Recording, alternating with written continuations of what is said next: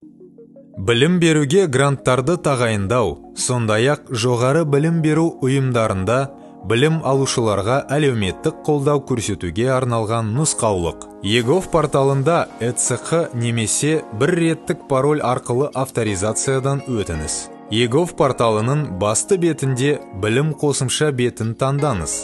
Ары қарай жоғарғы білім бөлімін таңдау керек. Содан кейін тізімнен білім беруге гранттарды тағайындау, сондай-ақ жоғары білім беру ұйымдарында білім алушыларға әлеуметтік қолдау көрсету қызметін таңдаңыз. Онлайн сұрау батырмасын басыңыз. Өтініш беруші туралы мәліметтерді толтырыңыз. Ұялы телефон нөмірін, электрондық адресі, сондай-ақ өтініш берушінің санатын көрсетіңіз.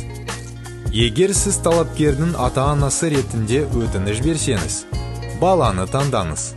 Оқу орнының түлегі таңдаңыз.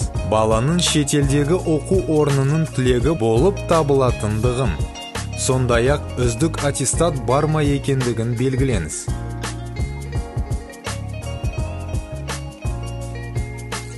Білім туралы аттестаттың электрондық көшірмесін және аттестатқа қосымшаның электрондық көшірмесі жүктеп алыңыз.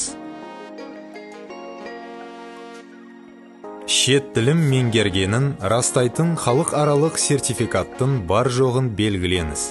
Талапкердің бағалау санын енгізіңіз. Ары қарай түймесін басыңыз.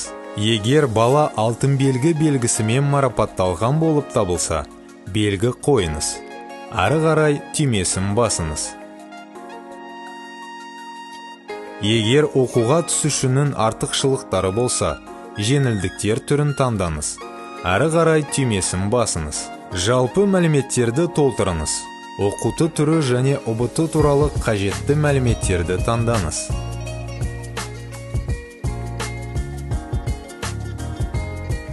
Барлық жинаған балдар санын енгізіңіз.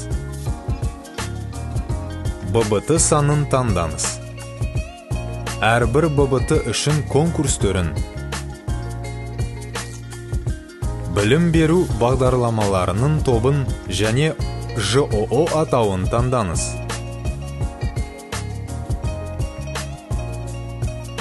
Әрі қарай батырмасын басыңыз.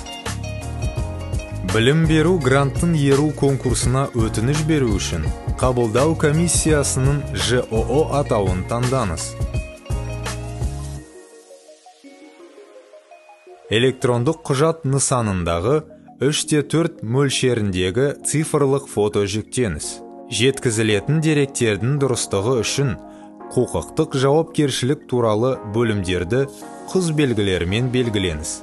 Және қызмет көрсету үшін сыртқы жүйелерден алынған дербес деректерді пайдалануға келісім беріңіз.